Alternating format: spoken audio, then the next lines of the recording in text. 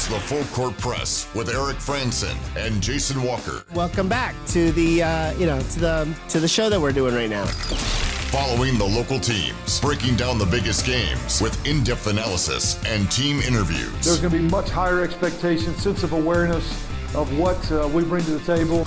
Join the show by calling into 435-752-1069 or text 435-339-0321. It's the Full Court Press. Throws, answer, yes! Caught! Touchdown! Did he get it?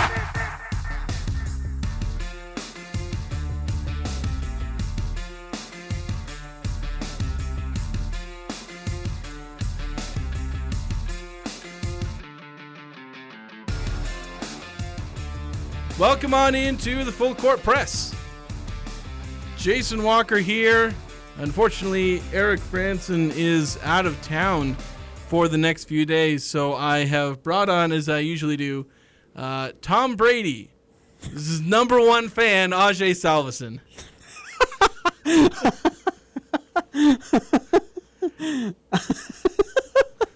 Welcome to the show, Ajay. I was about to make a voice impression of Tom Brady, and then you ended. I was like, "Oh, never mind." What is your Tom Brady impression? I want to hear this now. No, you lost that opportunity. Dang it! I'm gonna live my whole life now wondering what Ajay's Tom Brady impression is. How are you, man? I'm doing pretty good. Been there's been a bunch of stuff going on since the last time you and I had a chat on this show. It seems like it's been about only like a week though. I know I say a week, but like still, there's a ton of stuff that's going on. So be nice to have a full slated show. When you guys go to 1 hour, by the way, now the Jazz finally put you out of your misery.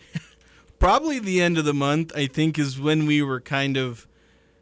That's the day we're kind of throwing around. It's not official, but I imagine start of May. We'll go back down to 1 hour. Thing is, like, we've still got spring ball, and it's like maybe we'll do it late April, but it's like once spring ball is over, because we'll want to talk about that a few more times. Transfers, there's still a lot of news. That's what we're going to be leading off with today.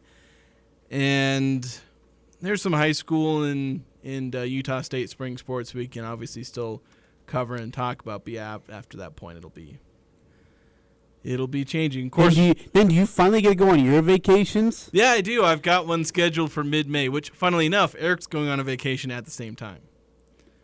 So you know what that means? Do you know what that means? Are you going to hand the show to you for a week? Yeah. Last time you guys were, and I can't remember where I was, but Eric's like, "Hey, do you want to take over the show?" And I was like, "I'd love to, but I can't remember. I had something going on, so I couldn't make it." But all right, hey, you guys get me solo for like a week in May. There we go. Let's plan on it. Be fun. You won't be busy at that point. Nothing's happening at that point. That's why Eric is going to all his conventions and vacations and. So wait, Eric's going to be going the same week. I love that. You're like, "Hey, Eric, I'm going to be absent this week. Can you take the show?" And Eric's like, "Nah, actually, I don't think I will. I don't think I will, Jason. I think I'm going to go on vacation too." So that's how it is. Pretty much. No, it's good to see you, man. I love doing this show with you guys. Your listeners are incredibly awesome.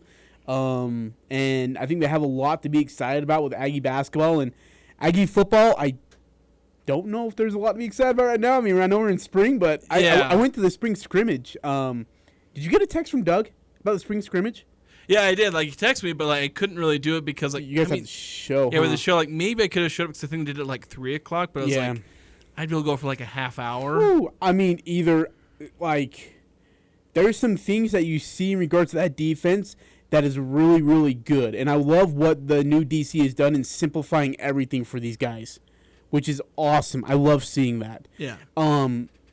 I think you're going to be a little bit surprised of the way the offense looks. I think it's still effective, but I mean, right now from what I've seen, I think there's a couple of positions that have really stood out to me. But I mean, we can go through all that another day, another time. I know you got plenty to talk about today. Yeah, we'll probably run over that maybe a little bit tomorrow because today it's all about transfer portal news. Recruit guys coming in, guys unfortunately leaving. We'll go over that, but the big news, I think it was Sunday. Yeah, it was yesterday that Queens point guard Deyton Albury committed to Utah State. announcing that he was in the transfer portal, obviously. Yeah. Spent 1 year at Queens, 2 years in junior college at, I don't know, is it Chipola or something like that? I kept thinking Chipotle whenever I saw it, but I'm going to have to go there tonight for dinner. Thanks for reminding me. Sorry, go ahead. But Oh, spent that 2 sounds years there in junior college, 1 year at Queens, which has only barely been a Division I school. They've only this last year was their second year at the Division I level. Oh, wow. But excelled 17 points per game, almost 6 rebounds per game, then almost 4 assists per game, and just over 1 steal per game. Very athletic guard. And so that's who the Aggies are bringing in to presumably be the heir to Darius Brown's throne that he created this last year. What's his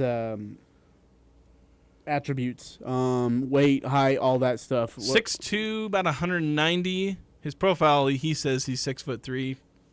Who knows? So when he says, you always take an inch off what the player says on his profile. Pretty much. I've always learned that. Yeah, and most of his roster listings will put him at 6'2". I think 190 pounds is the weight listing that I got. So solid frame. Yeah, good size. Yeah, like 6'2" Darius is not bad. Yeah, like Darius Brown was like $185. So. But Darius was built so well, like the handle. Yeah, he's also 2 inches shorter. The physicality so. of the guards of the Mountain West Conference, and so that's what I loved about Darius. Yeah, but, that's the thing. Like, when you're a point guard, 190, that's not really a particularly big deal. Okay. So he's strong enough, obviously, for his size. Very, very athletic. Like, that was the thing that jumped out. And mind you, so we'll be talking about Albury a little bit more, but I did post a breakdown, basically a scouting report, on Deyton Albury on Cache Valley Daily. It should be available there under the sports page. So it's like 1,400 words, has a bunch of video clips in it. I spent way too much time. Of course, obviously, it was a guy that the Aggies had reportedly been interested in. There was a report that he was visiting, so I kind of had a heads up that he was going to be coming, and then probably got the confirmation on my end because he started following me on Twitter and a bunch of other Aggies. So I was like, oh, yeah, he's probably coming. Wait, did he follow you on Twitter? Yeah, he did. Bull crap. How do I not get a follow on Twitter? It was, by the way, Jared Calhoun finally followed me. Oh, he did? Yeah, he did. Hey, just took some time. Yeah, just needed some time Wes to figure out Brooks who is going to I be was. following you. Is he followed you yet? No, he's not He's yet. going to. I could Okay. put my life on it here. Yeah, In about 2 weeks after your first article comes out, boom, right there. there. We go. Well, I'll be doing newcomer articles for women's basketball as well. I think there's not going to be as many newcomers for men's and women's. Like last year, I had to do like 3 different articles of like 5 people each. Well, I wouldn't be so sure on the women's side. So I'm going to kind of open the veil a little bit here. I got to be careful how I do this, but a lot of these players from the women's basketball team were told to get in the portal as soon as the season ended because, the thought process is, well, look, we don't know if the new coach is going to keep you, but be in the portal so you have backup options. But if you want to stay here, we can talk to the coach, and, I wouldn't imagine why not, right? So Ali Letta, Lauren Crocker, freshmen who enter the portal, and, because they were told to. They didn't want to, but they were told to. They want to be Aggies. They want to stay here. Jason, they're freshmen. Coach Brooks comes in and says, if you're in the portal, you're no longer on the team. Oh, wow. Booted him. So, Weta, Crocker are both in the portal. So they're not coming back. Yeah, that's harsh. So you lose 2 freshmen. Shy's staying, obviously. Bella staying. Sky Miller's in the portal. Macy Smith, who I wish you would have stayed. A gal from St. Paul, Minnesota, is in the portal, and she'll get picked up pretty quickly. I like her play. Gracie Johnson is not yet in the portal. But, man, there's going to be some roster to build there. And I know they had a couple of recruiting visits here last week, Wednesday and Thursday. So we'll see how that goes. But, yeah, there's going to be some rebuilding that's going to need to be done on the women's side of basketball. Yeah, looking forward to that. Just hoping to see who Wes Brooks brings in. But, yeah, hopefully I'll be able to have these breakdowns of all the players that come in. Give them a little more time, because last year I just had to condense in like 3 or 4 players in one article. Be like, look, I don't have time to write 1,000 words on each player. But it was really fun diving into Deyton Albury. Want to get to the full court press text line, though. A couple of things coming in. By the way, 4446 says, until he names a kid after Tom, he is only the number 2 fan. So I guess you're not the number 1 fan of Tom Brady. Hey, no. Who texted that? 4446. 4446. Let me tell you, okay, I am the biggest, truest, most loyal Tom Brady fan there is. And I'm the biggest loyal, most Bill Belichick. By the way, have you seen The Dynasty? It's a bullcrap documentary. Don't watch it. Anyways, yeah. I read their press conferences. Do you read the press conference transcripts? No, I do. That's the mark of a true fan, is reading press conference I transcripts. do. I seriously read them. Especially the Bill Belichick ones. Oh, One I of the love driest those. things you'll ever see. No, but they're so informative. Well, like, occasionally, somebody will ask you a question, and Bill will go on, like, a minute and a half rant about fullbacks. And rant's the wrong word, but, like, dissertation about fullbacks. Did you see the Matt Rule? I know we're off track. Did you see the Matt Rule press conference or the bout he had? Probably not. They asked him, because Bill Belichick went and did like a camp over there with the players, but he spent 4 hours before that with the coaches. And Matt Rule came out of it, and there's like a presser, and he said, man, I felt embarrassed because he was telling me things I had no clue what they meant. And he was trying to teach us, and we couldn't understand it because we couldn't keep up with him. Like, anyways, no, I'm a loyal Tom Brady fan. Gosh dang it. Also a lifelong Tampa Bay Buccaneers fan. You know what? Leave, Jason, it's crap like this. It's crap like this. 9 through 5 bandwagons equals number 2 fans. What say you if it's true? You Also gotta 9 through translate. 5 texted in a couple of I skipped a couple, now I got to go back. It says the Mountain Crest Mustang legend on the show. I figured he never lost the shortest man competition. Can I ask you a question? Sure. As a all-state water boy for Mountain Crest High School, if they were to do a Hall of Fame, do you think I'd make it? I don't know. I haven't quite done the research on the Water Boys. Well, you do some research and let me know if you think. I think I'm a Hall of Famer. I was thinking about this the other day. If they were to do a Hall of Fame, if I would make it.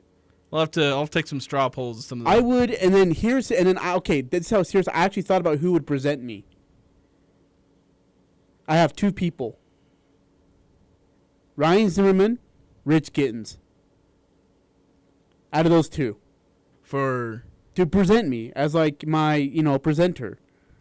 Maybe. Those were the 2 guys. What do you mean maybe? Forget you.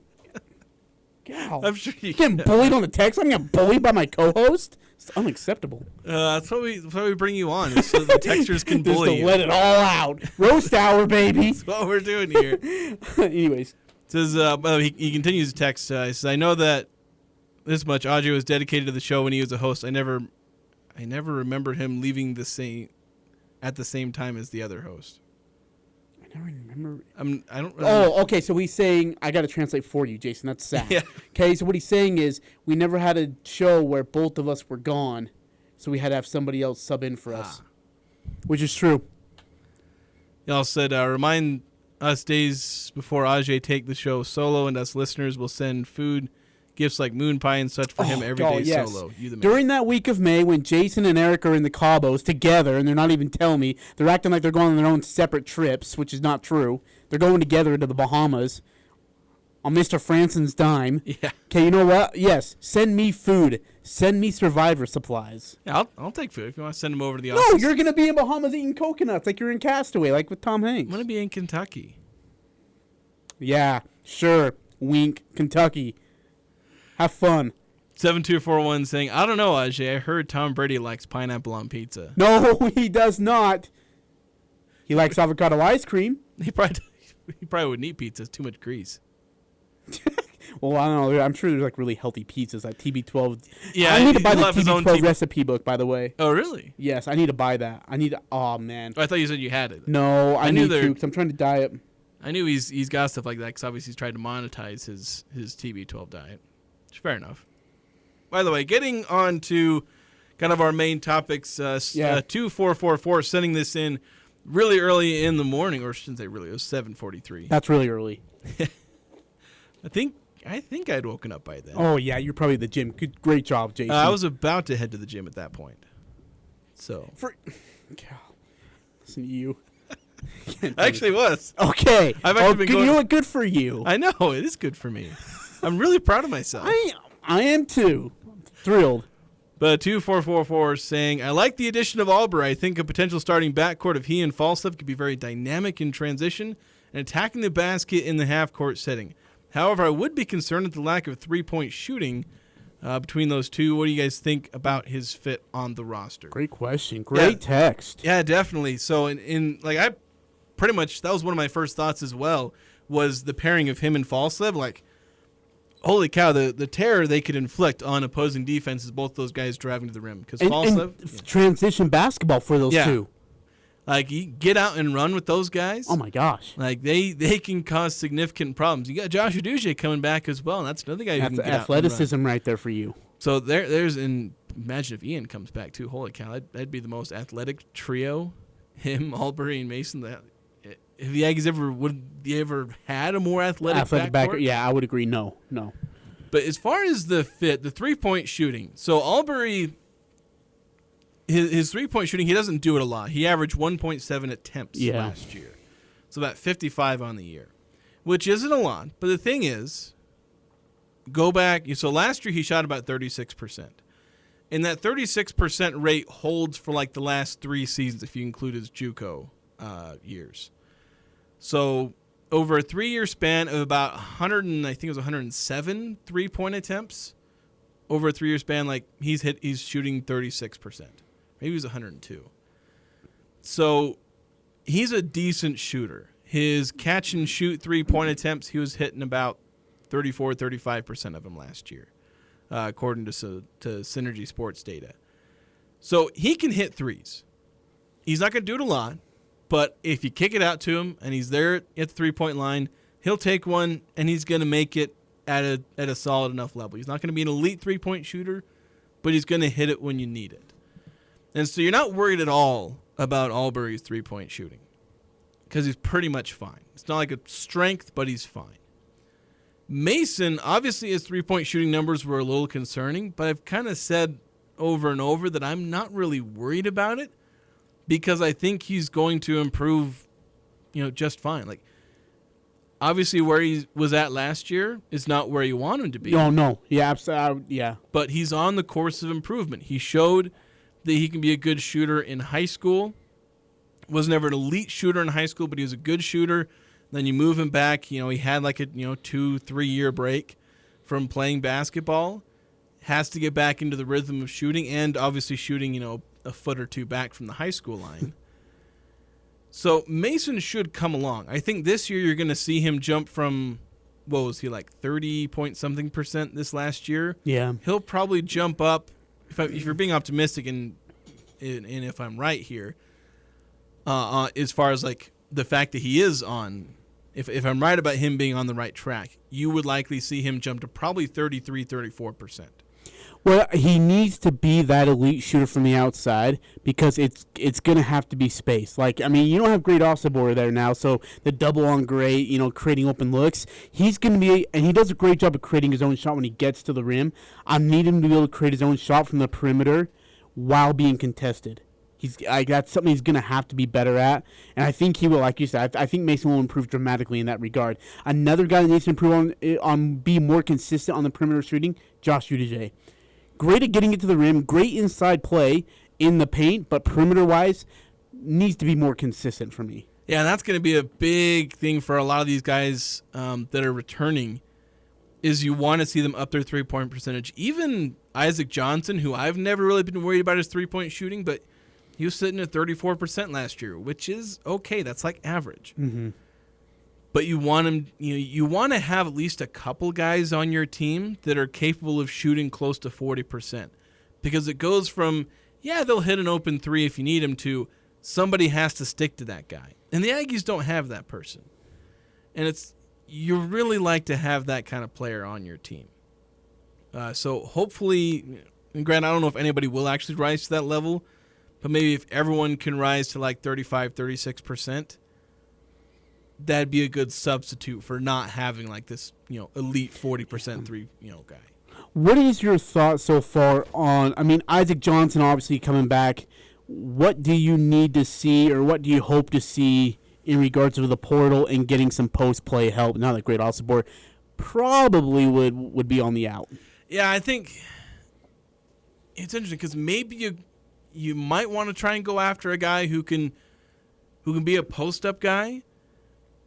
something similar to Osobor. I know DJ Burns, the Youngstown State, maybe he looks toward him, although I don't know if that ship has sailed, if Burns is considering other, he's getting suitors from elsewhere. He is, yeah. So I don't know if that's necessarily an option. But you can go a couple of different ways. Maybe you can find a stretch 4 type. Like, remember Taylor Funk? Can you get a guy like him? Oh, he was great. Because that would give you, that kind of bullseye 3-point shooter from the outside. Suddenly you can go 5 out. You may not have a guy that can post it up, but you can have a pretty fun, pick and roll, maybe pick and pop with like Johnson, and if you brought in a 3-point shooting power forward.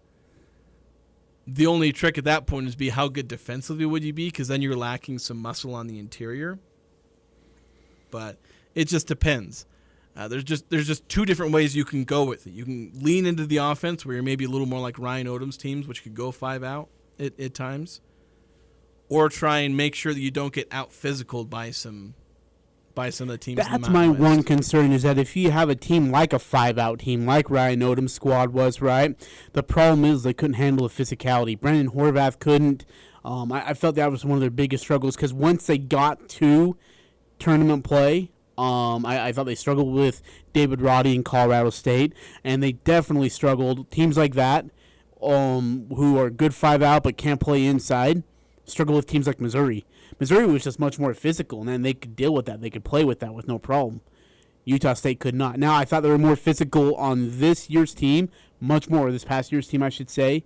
But, God, just the inconsistency from the perimeter at times was frustrating to watch. Yeah, sometimes you just have these trade-offs where you can either be a great perimeter team but struggle inside, or you can be elite inside and then struggle on the perimeter.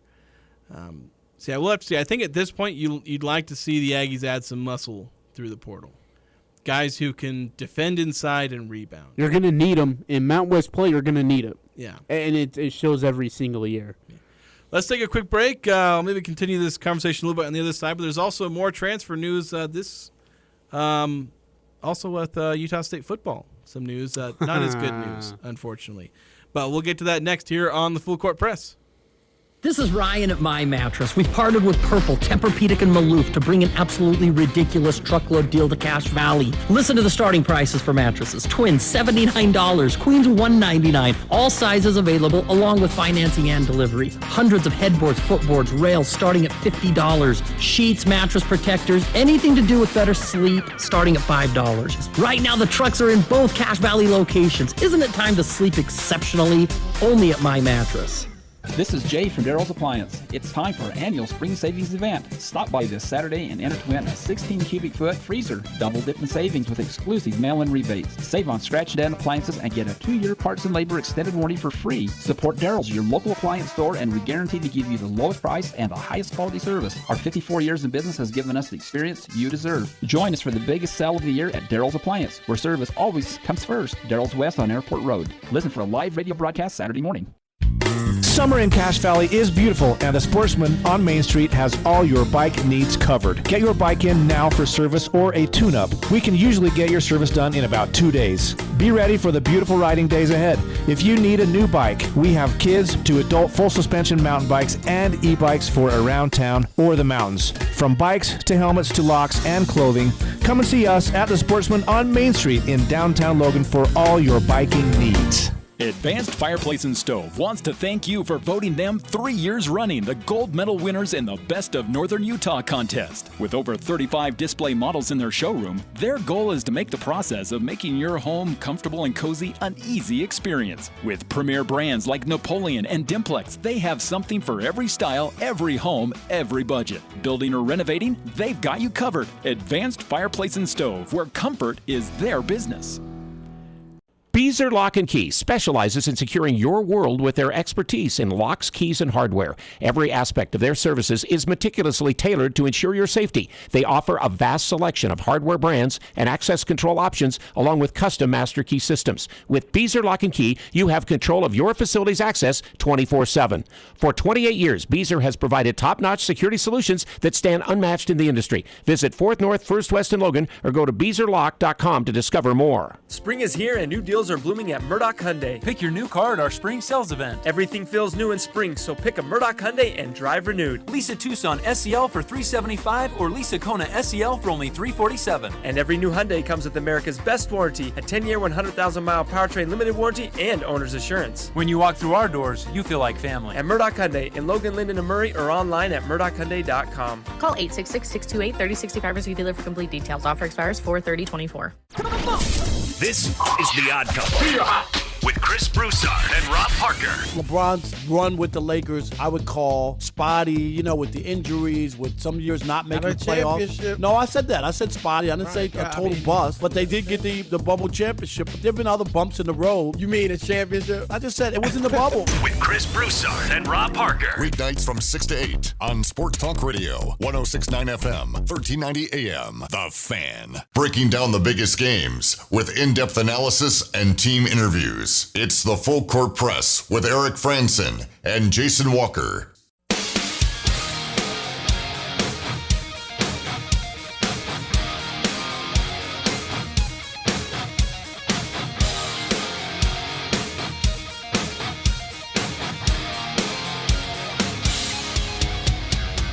It's the Full Court Press. And we have Ajay Salvesen on in place of Eric Franson, who's again. It's vacation season for him. Again. So going on. I think this time, though, I think it might be a convention. So it's not. Look, they say convention. That just means work vacation. No. Call him right now. Call him right now. Put him on speaker. Put him on the freaking airwaves. And you're going to hear, ring, ding, ding, ding, ding. Sir, that's a 17. Do you want to hit? What would you like to say? I played some blackjack for the first time in my life here when I was in Vegas for the tournament. See, I've thought about doing that, but I don't know. It's fun. It's an adrenaline rush. Like, you have to do it for fun. Like, you can't do it for seriousness. It's got to be for kicks and gigs. Like, that's it. If you go there to but I'll tell you this. There was a guy who was there. He was smashed, completely just berserk. Right? He is laying. I kid you not, a stack of hundreds. I'm not lying to you. Like, full cup in the hand, hundreds. Just laying down $3,000 worth of money. Just coughing up like nothing. And I was like, that's interesting. Did he speak Japanese? He was of that descent, I will say that. I don't know how to say it without sounding horribly. I was making a no, I'm actually not joking. He was Shohei Ohtani's interpreter. So. Oh, dude, I forgot about him. Because he was the guy that makes the giant bets. Of course, this was more on sports. At least it was more sports gambling, less blackjack. He was an idiot. I'm telling you that right now. Kind of people that just make massive bets. Hey, as you know, we talk about the portal. It's not just basketball. Now, football, their open portal starts tomorrow, April 16th. And I think Coach Anderson's a little worried about who's coming after his guys and what kind of money they're offering his guys. It's gonna be kind of an interesting week coming up for Utah State football. Yeah, it is. Every coach has good reason to be worried about, the spring window, because the December window can terrify him enough, because some of them are doing bowl games prep at that time and have to spend most of that recruiting their own players. And if they're in a bowl game, it means they've got some decent ones. So there's going to be a lot of people going after him. And, once you feel like you've gotten through that, and Blake Anderson navigated those waters pretty well. Yeah. He barely lost anybody. Yep. He lost 2 guys out of their 2-deep depth chart. And has most of the rest of them returning. He only graduated a handful, lost a couple more to the portal, did pretty well. Well, now he has to go through that all over again, convincing guys to stay despite them getting, big money NIL offers. And who knows who ends up entering. Now, some guys have already announced their intention to enter. They can't officially do it yet because the portal doesn't open, but there's obviously no rules against guys saying they're going to go in. And so the Aggies have had, actually, I think 2 enter in. I suddenly can't remember who the other one was. It was, I think, I saw it earlier today. It was, I think it was somebody on the defense. Yeah. It wasn't one of the starters. No. So that's part of why. Minimal minutes, yeah. That's kind of why I forgot. Snaps, I should say, yeah. But the name that most people recognize is McCae Hillstead. He is entering the portal. I don't know if he's officially announced it, But there are multiple reports that, from credible sources that McCae is entering the portal. Yeah. Look, I mean, we stacked up on the quarterback position pretty well. Well, really deep. I mean, you got Bryson Barnes. You got your Iowa kid. You still got Cooper Legault, who's still there. So you still have a pretty deep roster of quarterbacks. Part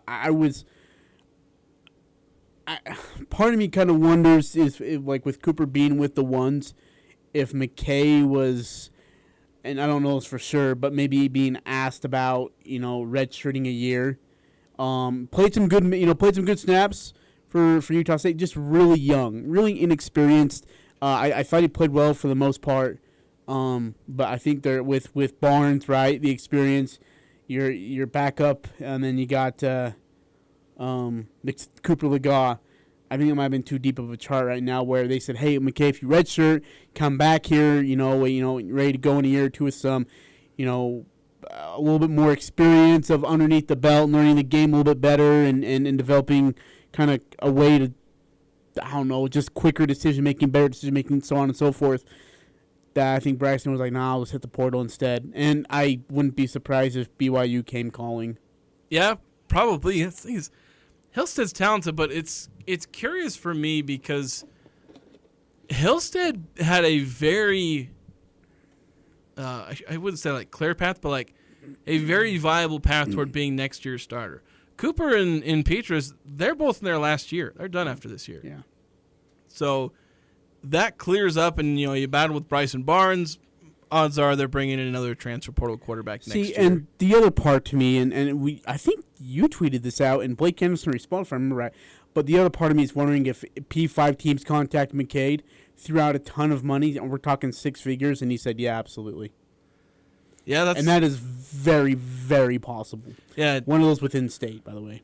Yeah, that's the thing is like he's good enough to start for a lot of Division I teams. 100%. Yep. So him waiting, like, if he feels like he's going to get a starting job this year, then yeah, it would make sense. But it's just curious, like he had a very clear path of starting next year and being the guy for Utah State for 3 years. When was the last time we had a 3-year starter at Utah State? Yeah. Jordan Love? Yeah, like in his was more like 2.5 because like he started like came in for Kent Myers, wasn't it? Yeah, like he ended up subbing in for him. So that's about as close as you've gotten is Jordan Love with 2.5, and Hillstead could have essentially been that. But if you don't need to wait, there's not necessarily a reason to. So if he ends up going somewhere, he'll probably be behind in the game because he's only going to have fall camp to potentially win a job. So it'll be an interesting journey for Hillstead. He's given up some job security here, with potentially being the starter next year, for the prospect of maybe starting a year earlier. But obviously that's his decision, and the Aggies lose a talented quarterback.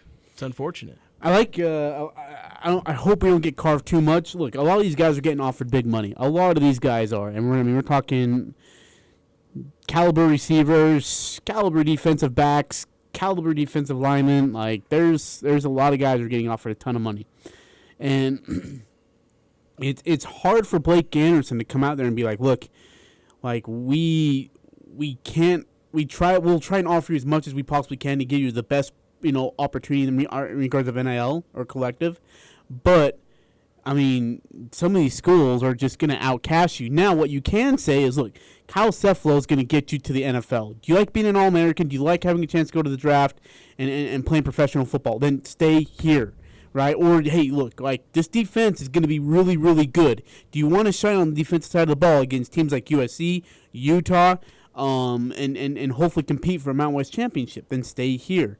I mean, I hope that's convincing enough for a lot of these players that they want to be here.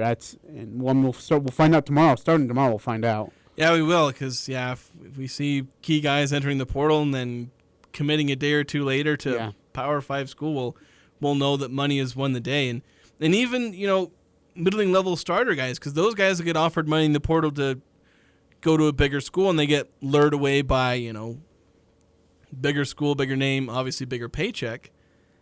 But it just feels like a lot of these schools are just using teams like the Aggies, G5 teams as a farm system for the back end of their depth chart. Yeah.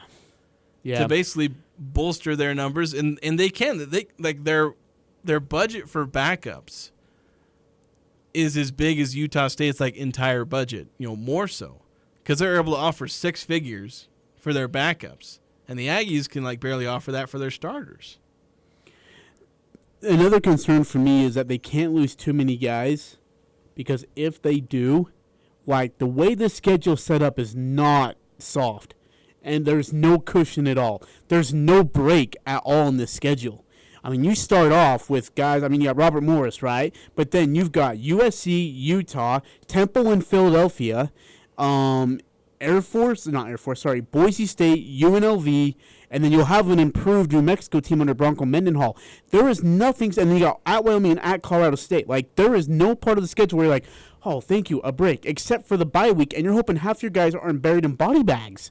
So they're going to really need to do their best to keep a chunk of this roster together just to compete with a very, very, very tough schedule. Yeah, they need to have these guys, and they need to have the depth, because last year's roster building... That's what happened, right? Yeah. They and it's not like it was Anderson's fault. Their roster building was terrible because they were put in a terrible situation. Blake had no fault for that. Absolutely none. I don't blame him one bit. It's he did his best to keep that roster. He got dealt a 2 and a 3 in his hand and had to play it. And then had to play against the 21. Yeah, so it's just that's why, again, the biggest thing for this entire offseason for Blake Anderson, it's not player development. It's not who's the starting quarterback. It's not do you develop the offensive line. It's do you have a team by the end of April, because I think the window opens from April 15th to the it's to the May 15th. I think it's open for a month. Hey, let me ask you: is the family scrimmage, the Blue Eye scrimmage, this Saturday? Yeah, it's this Saturday. Wow, so jeez, that comes along quick. Anything? Can I just get a quick teaser from you? I know we'll talk football tomorrow, but quick teaser on anything that stands out. What you're looking for this Saturday afternoon? Well, it's just more of the same. I think I just want to get eyes on a few more reps from Spencer Petras, because I'm just really curious about how well is he stacking against Cooper Legas. But to me, just my entire focus for the most part has been offensive and defensive line. Yeah. Because that's where the biggest improvements need to come for the entire team. I'll keep an eye out for the linebackers. I want to see what Sean Dolok's like. Maybe keep an eye on some of the up-and-coming wide receivers. Fair enough. Who are going to get more snaps. Granted, I've always seen Colby Bowman-Lop, Otto Tia. Yeah. Couple of new guys. Jalen Royals, though, he's going to be a big... Yeah, Royals has been kind of limited in spring. They're just kind of, it's just kind of like a pitch count thing. Yeah. They're just not really featuring him because they know who he is, and they're trying to get snaps for other guys. Can I say you're going to love the backs? I think the backs have been, I think the running back core has improved dramatically. I think they're getting better. I've not paid attention to them because I know who they are. I know they're fantastic, and it's okay, let me watch these other guys. I watch them run the ball. I watched their scrimmage this last week, and I was like, good night. They've really improved eyesight, vision, acceleration through the gaps. Yeah, they're all incredible. And they're physical too. That's the thing is they're all incredible, and so I'm not going to watch running backs because I know they're amazing, and we're gonna love it when they play this year. So I want to see, is the offensive line going to open up lanes for them? Can the defensive line shut down lanes against opposing teams? So that's kind of what I got my eyes on. Cool. We have some more texts coming in, but before we get to those, I want to take a break. So we'll get to those on the other side here on the Full Court Press, 106.9 FM, 1390 AM, The Fan. Riley Crosby, president and lead wealth advisor at Adams Wealth Advisors, has been recognized as a recipient of the prestigious 40 Under 40 Award from Utah Business Magazine. Riley is a standout in the financial planning industry, holding rigorous titles like Certified Financial Planner and Licensed Certified Public Accountant. With Riley, you're not just a client, you're family. Congratulations, Riley. Search Adams Wealth Advisors for more details. Awarded by Utah Business Magazine on 2/24 based on entries from September to November 23. No compensation to Utah Business Magazine was given for entry or the use of the 40 Under 40 Award. Hi everyone, this is Tyson Savage at Truck Wrench in Logan. With signs of spring in the air and summer sure to follow, it's time to dust off those toys and get ready for boating, camping, biking, and all the other fun activities that come with the warmer weather. If the thought of that makes you realize your truck is not up to the task and it's time to upgrade, I invite you to come to Truck Wrench in Logan and see our awesome selection of pre-owned trucks. We have trucks in every price range, and with interest rates starting to come down, we can help you get the best rate and payment possible. Bring your trade in and come see why we always deliver better service, better prices, better trucks. In South Logan next to Walmart, or visit us online at truckranch.com. JM Mechanical knows spring is sure to make its appearance someday, and when it does, how soon we'll forget the snow, ice, and 0-degree temperatures. 90-plus degree days will take over. JM Mechanical knows how to deal with the extreme temperatures of northern Utah. They know how to replace every type of heating or air conditioning brand. Fast 24-hour service is available in Box Elder, Cache, and Franklin counties with a 100% satisfaction guarantee and upfront pricing. Call JM Mechanical at 563-6267. That's 563-6267. Imagine your wedding day. Elegant, simple, yet stunning, stress-free. It's your day. It's all about you. Whether you're looking for small and simple or have a grander idea, the Riverwoods Conference Center will accommodate your every need. Choose the inside ballroom elegance or outside along the natural decor of the beautiful Logan River. A Riverwoods event planner will work personally with you to make sure your event is exactly how you've envisioned it. The Riverwoods Conference Center, where your happily ever after begins. Google Riverwoods Conference Center or call 750-5151. Check this out. This is The Herd. You're excited. I'm excited. With Colin Cowherd. So why did San Francisco lose? I'll throw out to you why they lost. Special teams and bad luck. Kansas City fumbled 5 times, recovered 4. Then you throw in Dre Greenlaw got hurt running on the field. This is The Herd. Weekdays from 10 to 1 on Sports Talk Radio, 106.9 FM, 1390 AM. The Fan. This is Nate Lamson with Valley Office Systems, your home team when local matters. Valley Office Systems is your local provider for all things office, copiers, printers, furniture, and document management. Proudly serving Cache Valley since 2007. Visit valleyofficesystems.com. Northern Utah and Southern Idaho's home for sports. It's the Full Court Press on Sports Talk Radio, 106.9 FM, 1390 AM. The Fan.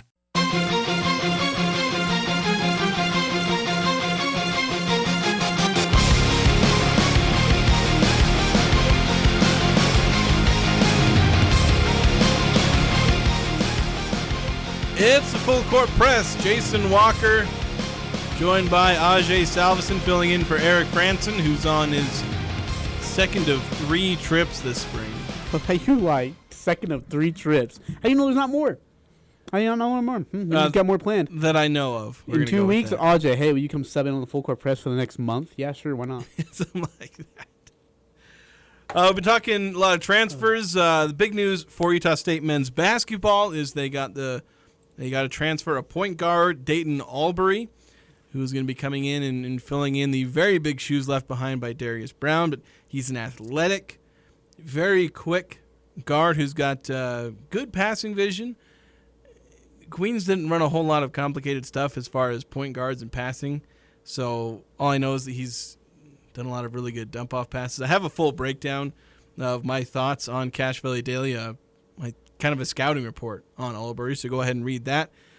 But then they also got Josh Uduje. I don't know if we said this outright, but we kind of implied it. But Josh Uduje announcing that he is staying. He's confirmed that. He will be here at Utah State. It'll be his final year of eligibility, I believe. I think we're pretty much mostly out of COVID. Unless they're like already a 5th or 6th year senior. Yeah.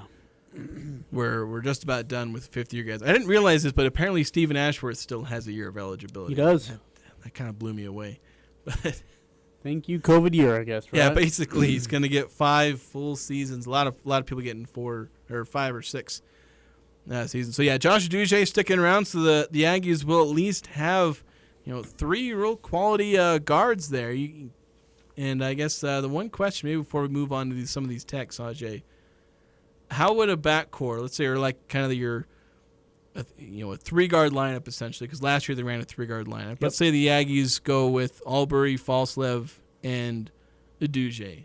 How does that compare to last year? Darius Brown, Mason Falslev, Ian Martinez. So what I like about last year's backcourt is that there was a little bit of there's a little bit of ingredients in that recipe that covered everything, right? Like Darius Brown was your general, your leader, and your defensive maestro. Mason Falta was a guy who provided a spark, being able to get to the rim, throw down a dunk. was able to play physical on the offensive side, and Ian Martinez was a great jump shooter, could provide the outside perimeter, and he was able to create his own shots so well. That missing Darius Brown's huge, and I would love to see Ian Martinez come back, and if he doesn't, that hurts me a little bit. This year, I like Mason, and I like the transition side of things. If Calhoun can run like he said, he wants to put 80 up a game. Put Mason on one side, and put Albury right on the other side, and just track meet for both of them and go. I like that offensive side. It's the defensive side that scares me to death. Yeah, a little bit, because I think, all of them are good defensively. So they can be good enough on the perimeter. But I don't know if any of them are elite defensively. And then you're really worried about the front court for the Aggies defensively, because there's a lot of uncertainty there still. Well, I'm also worried, Kay, we're down to, what is it, like 10 seconds left on the clock. Who's taking that shot? Who do you trust? Yeah, that's tricky. You don't really have that guy. I like Darius last year, but who do you trust this year on taking that shot? Yeah, unless Mason takes a big step forward. Uduje kind of had that in him when he was at Coastal Carolina. Bit of a role reduction. Took him down a notch in terms of production at Utah State last year. Maybe he sees a jump back up.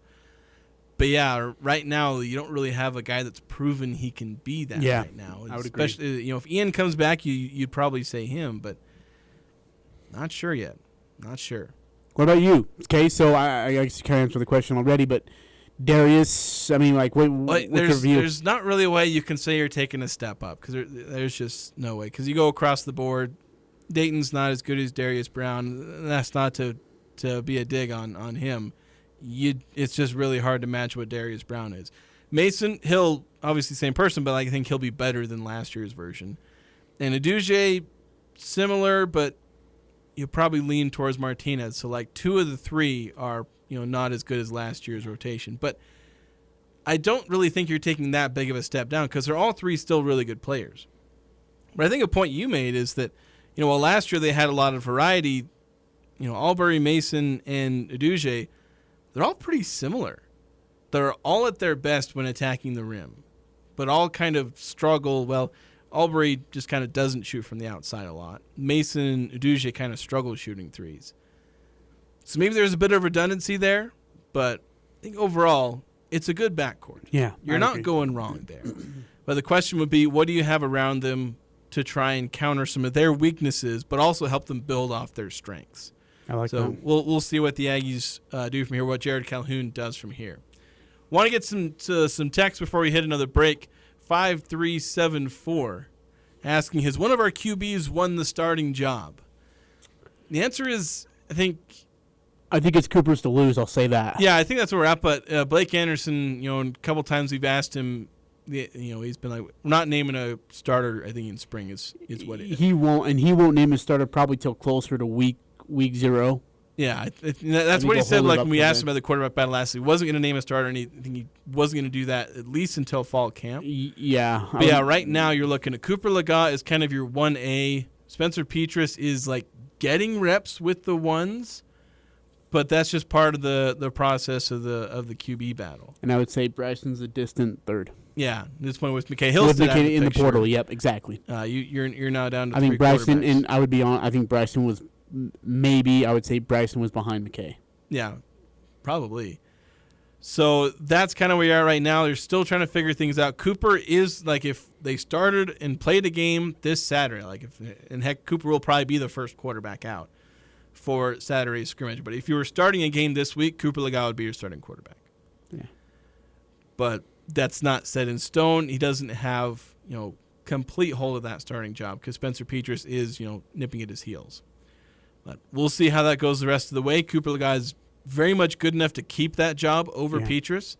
I know Spencer Petras has some intriguing things about him, where I think he's got a bit of a stronger arm and he's a little bit bigger.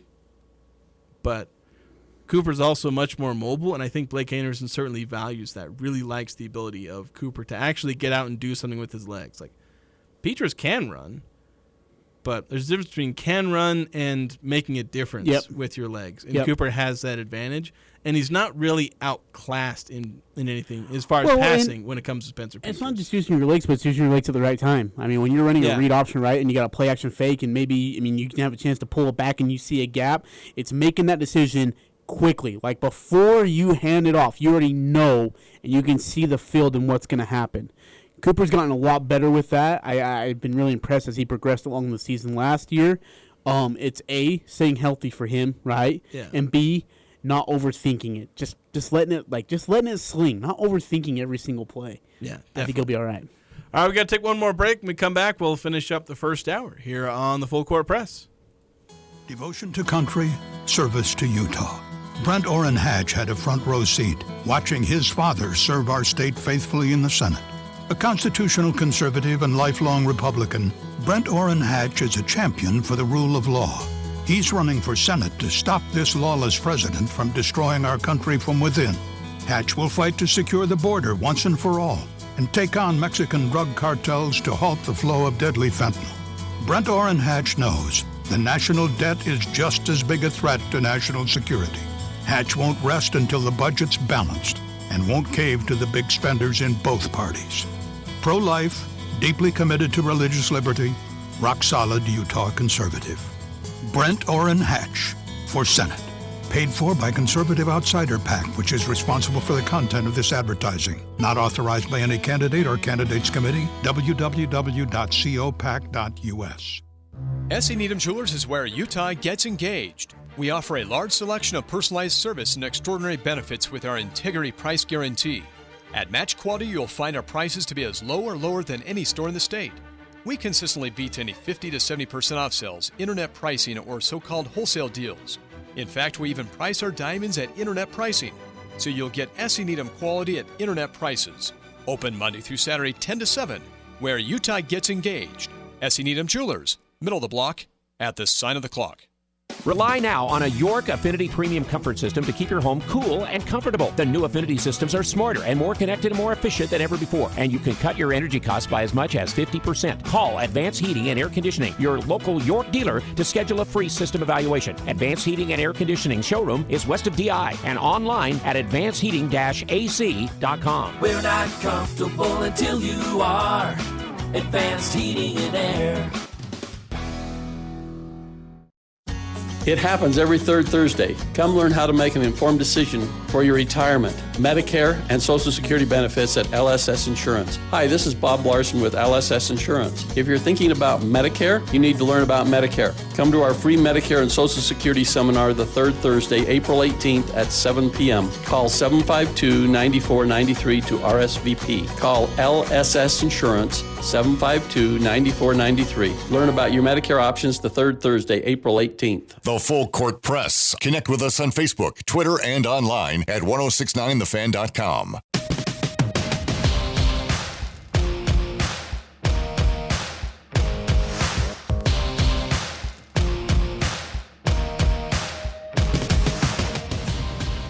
Closing out the first hour here on the Full Court Press. I put out a poll, and I want to maybe talk about this later, but on Twitter, I put a poll what you may think of a new name for Utah's upcoming hockey team, since that is unofficially official, that they'll be getting one. One of the names suggested was the Utah Yeti, or Yetis, I guess. I'm not sure how exactly you say that, but do you like it, love it, don't like it, hate it? I don't know. Feel free to give your input. Maybe give your input on the text line. We will get into it in the second hour. Maybe we'll lead with it.